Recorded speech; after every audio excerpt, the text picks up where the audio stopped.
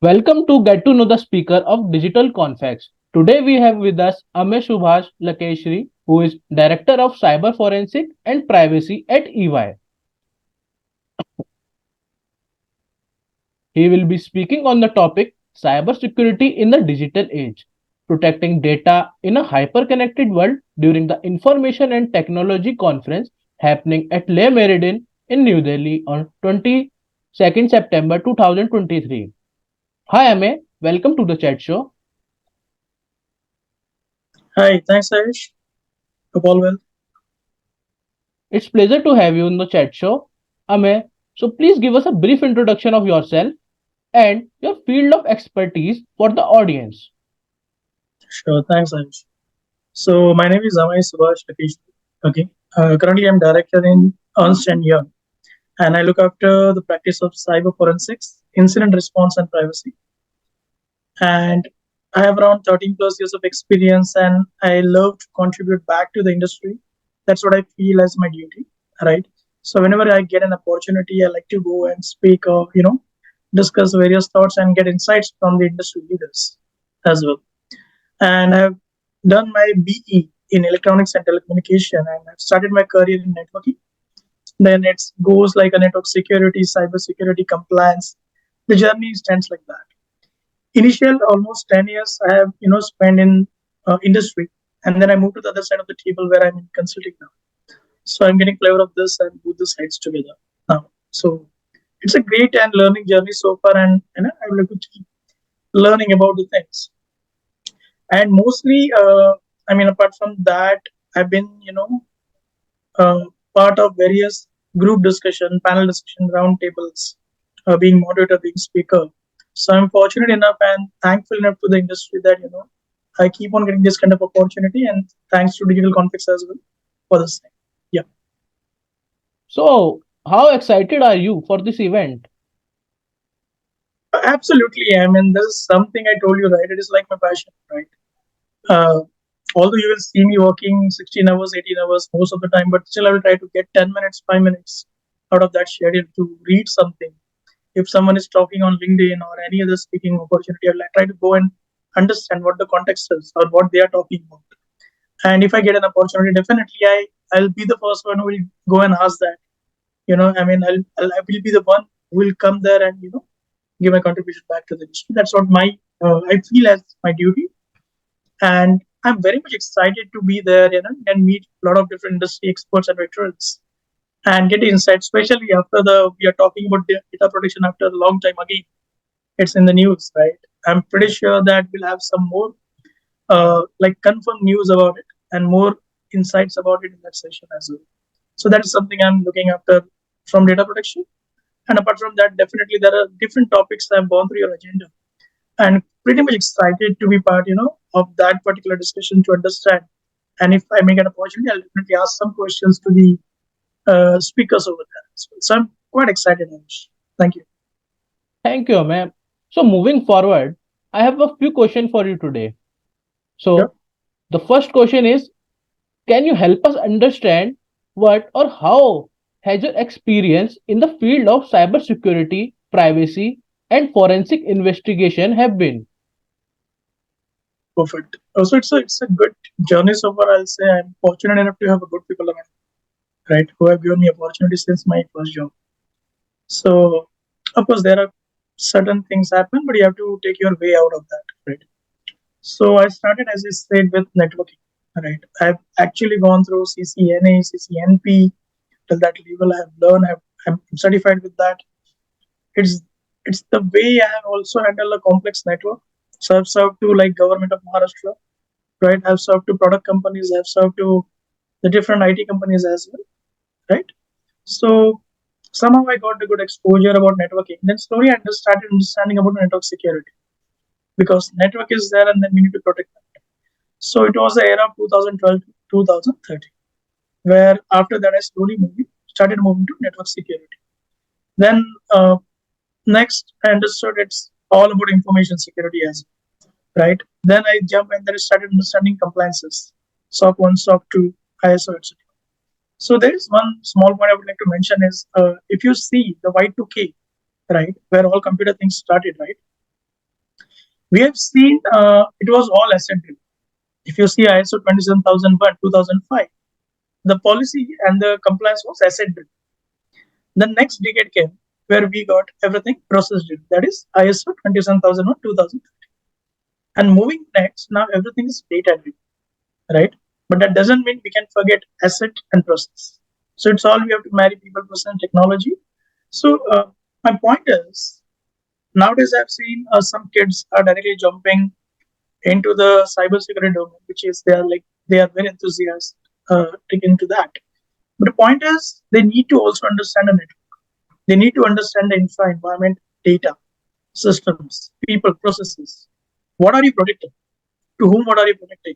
How are you protecting? You need to understand everything, right? End to end. Then only you can protect, right?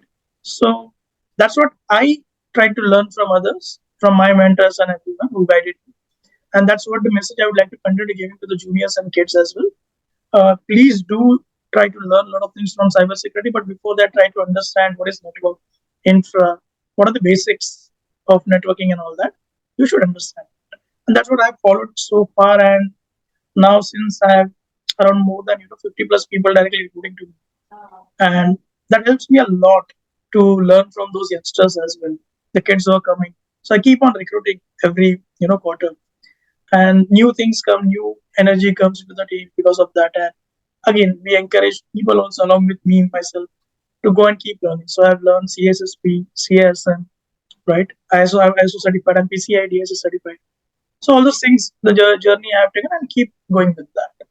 That is so far my journey about the cyber and privacy and the IR.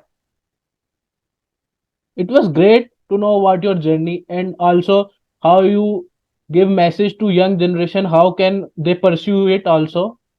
So my next question will be, what kind of challenges do you think the CXOs are facing right now when it comes to incident response and forensics? That's quite interesting question, I'll say. So when you say incident response, there is, I mean, you need to have a good first responder, right? Who understand, yes, it's an incident, right? So there is a difference between event and the incident. You need to identify that. You need to have a good team for incident response, right? You need to have a crisis management team. You need to have a BCPDR. You need to have a call. You need to have a good communication channel. You need to have a good awareness, right? The people are reporting. Now, how will you manage that? So those are the challenges I'm seeing.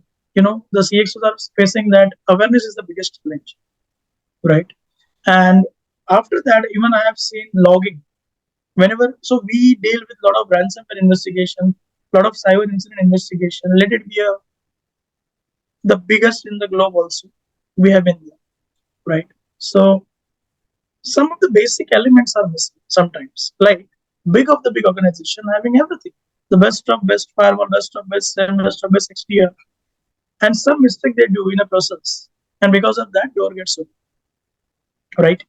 Then we have seen the awareness kind of issues. I just said at the start that IT team or InfoSec team are not aware what they should do after the attack. It is very important to preserve the evidences of the attack.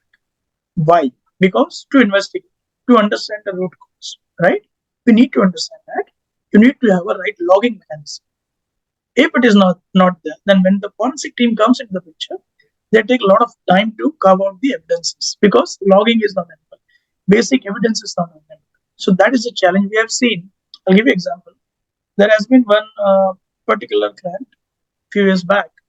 Once we were there, I understand that they got breached with a ransomware attack, and somehow they formatted the active directory. Okay. Then I said, okay, and they tried to restore it back from some other location without asking us, and they again got encrypted same day, right? And then see, understand. We need to understand it till the time you don't know how wide the attack has spread, right? What are the attacker's footprint till your network? You first need to identify your own network environment, application landscape, network landscape, inventory. You should identify that first. Digital footprints, and then go and check. So those are the things are missing sometimes. Basic one are also missing. I'll not only talk about the complex one, right? Complex can be there because of the budget issues and some other technical issues, but I have seen these are the basic issues which are there. Awareness is the biggest challenge within them from the incident response point. From forensic point of view, they should be forensically ready, but they are not. What happened because of that? Investigation takes more time. Cost of investigation increase, right? Then because of now we know there are a lot of regulations, GDPR, certain is mandating to report within 6 hours, right? Are you ready to do that? Do you even know what is your MTD, mean time to detect and mean time to respond? To report within 6 hours, you need to identify the particular incident on time. And once you acknowledge that, you need to have a proper channel, including your PR, your admin, your legal team, your DPO, CISO, IT team, board members, everyone informed and consulted. They need to go ahead and do the right thing with the incident reporting. I'll give you one example again. We do phishing simulations, right, to understand the awareness of the people. And we see a lot of people are clicking the links still. Those are the fish or the in the campaign. How do you calculate the awareness metrics? There are two ways. One is definitely I'm sending say 100 emails, and after that I see 5 people have opened the email, or 10 people opened the email, and 5 people clicked on that. So apart from that, there is second metrics. Well, how do you calculate? Is the number of incidents are getting reported by your employees, right? If you say increase in that, even if it is suspicious and they are just coming and reporting, that means they are aware, right? So that is very important. These are the two metrics from awareness perspective. But the challenges remain same: awareness, cross-functional skills, lack of logs, lack of understanding with the technical things, lack of assets. When there is an incident, they need to replicate in a new environment. It will not be available. Lack of DR, wrong RTO. There must be something written in policy, but when it happens practically, everyone gets into the panic mode and they don't know what to do. So these are the challenges CXOs are facing from incident response and this resilience point of view. It was great example given by you. So the next question will be, what should be the primary focus of organizations today, and what initiative should a firm take to improve incident response and cyber resilience? Absolutely. So it's a journey, right? There is nothing one tool you implement and you're secure. And you have to keep fighting for it, keep looking for it, keep monitoring for it, right? Whether whatever you have implemented, is it effective or not? So one thing is having a people process technology, then having your security, confidential integrity, availability, security, and privacy integrated, having a good frameworks in place. These are the things you should have, and you should have a good centralized things and policies which are getting monitored, and you are continuously improving your effectiveness. Right? It cannot happen overnight that you are directly become a 5 out of 5. You need to start somewhere, even if you're not there. If you're doing ad hoc basis, you need to be in a managed level or defined level, and then only will be optimized at someday. But it's a journey altogether. You have to keep doing. Although you have say a Gartner leaders, all the products implemented, still there are a lot of chances that there will be process issues or misconfiguration, like cloud. A lot of incidents are we are dealing are cloud misconfiguration, right? Still, after having 600% increase in attacks, we see almost more than 70-80% is because of the human errors, right? Because of the maybe maliciously, intentionally, or maybe by mistake, right? Knowingly, unknowingly, doesn't matter. But the impact is happening, and what it is causing back, it is causing back a lot of things, right? Let's take example, Ayush. You feel okay, you're working for X organization, and you feel you don't care about the data going out. Okay, you don't care about paying out the penalties. You don't even care about going to the jail. Probably X, you're kind of person you don't care about. You don't care about brand reputation of X company going down. Okay, or you don't care about your job. I'm just giving a hypothetical example. But apart from that, it may also come back and cause your life, because attackers use the data in a way, right? They can come and do a cyberbullying, right? There are a lot of things happening, a lot of cases happening within youngsters for cyberbullying, extortions. Those all are very important elements we need to educate to our kids and parents, right? Now, finally, it also can impact. For example, your data goes out, it gets sold on dark web, and attackers are using all the particular fraudsters are using that money again back to do a terrorist attack against your country. So it's a case and it's a matter of national security, right? So it's not about that my mobile data is going out. How does it matter? My company laptop data is going out. How does it matter? Although you are a billionaire doesn't matter. It is going to impact maybe someone's life. It may impact national security. It may impact the social security. Anything. So we have to be careful and we have to take it as it is my responsibility. I understand it is everyone's responsibility. When you say it is everyone's responsibility, you become a little bit, careless. So you should say it is my responsibility too. I need to take it up. That is something the message is very important. And apart from that, very, very important for CXOs basically, is to conduct a forensic readiness assessment, right? So it's kind of a technical assessment, okay? It assures you from being forensically ready when there are the evidences are required to produce in court of law or in front of any regulatories or to get your cyber insurance claimed, right? You need to have a right fact-finding investigation report available. So for that, you need to have a right skill sets. You need to have a right forensic empanelment done with the team or with the companies who are, say, in India, it should be certain impaneled, right? Those players should be there, and they should have a good credentials for that, right? So the reason I'm saying this because I've worked day in day out, and I have seen companies who are doing, say, good posture assessment and all that, but they miss out on this element of being digital forensic ready and incident response readiness, or else a ransomware readiness, right? So we do deal with that a one package, DFR, digital forensic readiness assessment, incident response readiness, and the ransomware readiness all together in a one roof. And it's a good process oriented as well as a technical assessment. It gives you the assurance whether your logging is happening rightly, whether logging baseline is there or not, the critical evidences are there or not. If incident happens, am I ready for that? Right? And a lot of things. It is much beyond that. Than that. How my SIEM and SOC are effective or not, my technology is effective or not. All these things get tested in this kind of assessment. So what happens next is whenever there is an incident, your costs get reduced because now you are ready with the lot of data which is required for the investigation, right? And the investigation timeline also goes down. Recently, we have seen the I think idea of SEBI has come up with the SEBI has come up with the cyber security resilience framework. Okay, and it's under discussion, but they have mentioned the entire root cause analysis should be done within 3 weeks. Please understand, it's very difficult to do that if you're not ready, right? To report within 6 hours, it is very difficult if you are not ready for it.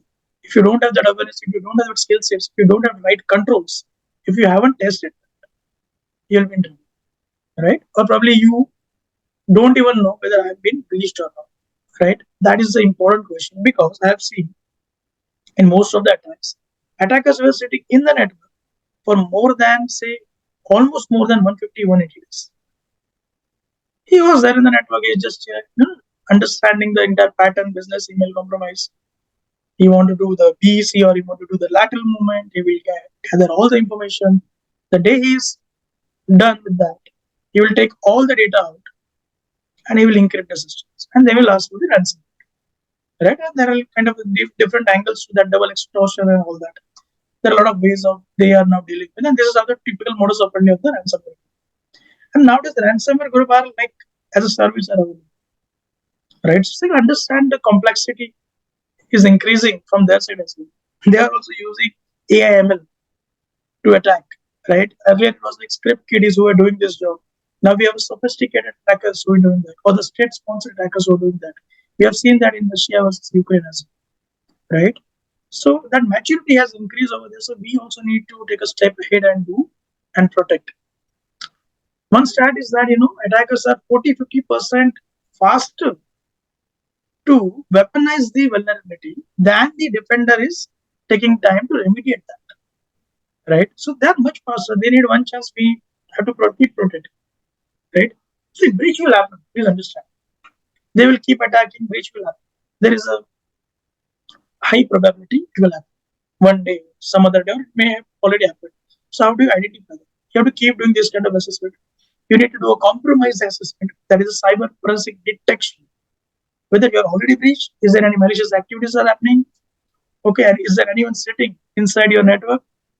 Those activities help you to identify those players and you know help you to protect from that as an early warning system.